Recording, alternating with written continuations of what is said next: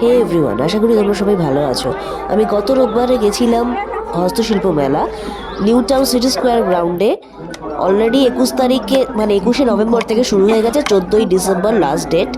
আমার এডিটিং করতে অনেকটাই দেরি হয়ে গেল, তার জন্য ভেরি সরি, কারণ আমার শরীরটা অতটা ভালো নেই, তাছাড়া কাজের চাপও ছিল, ওই জন্য এডিটিং করা হয়ে ওঠেনি। তো তোমাদের সাথে যেটুকু পারলাম ঘুরে ঘুরে যেরকম প্রত্যেক বছর শেয়ার করি। আর হস্তশিল্প মেলা তো আলাদা করে বলার কিছু নেই, যেখানে যেখানে মেলা হয় মোটামুটি সব মেলার খোঁজই আমি তোমাদের দিই।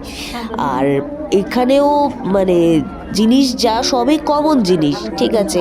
তোমরা মোটামুটি জানোই এখন যে ধরনের সরস মেলা বলো, সবলা মেলা বলো, চাই বিধাননগর মেলা বলো, যে ধরনের জিনিস এখানে হ্যান্ডিক্রাফটসের জিনিস বিক্রি হয় সেরকম জিনিসই এখানে বিক্রি হচ্ছে। বিভিন্ন জেলার থেকে সব শিল্পীরা আসেন, বিভিন্ন গ্রাম বাংলার পুরনো শিল্পকে এখানে তুলে ধরা হয়।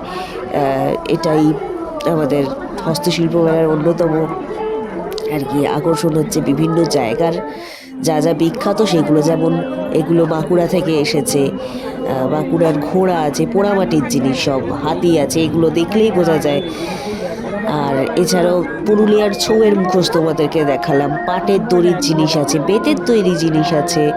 তারপরে এই ধরনের ফুলগুলো এখন তো যে কোনো মেলায় কমন হয়ে গেছে। এই পাটের এই জিনিসগুলো এখন নতুন দেখছি, খুব ভালো। আর যেটা মেন আকর্ষণ সেটা হচ্ছে এই পটচিত্র, যেটা আমার খুব ভালো লাগে, ভীষণ কালারফুল লাগে আমার আসলে।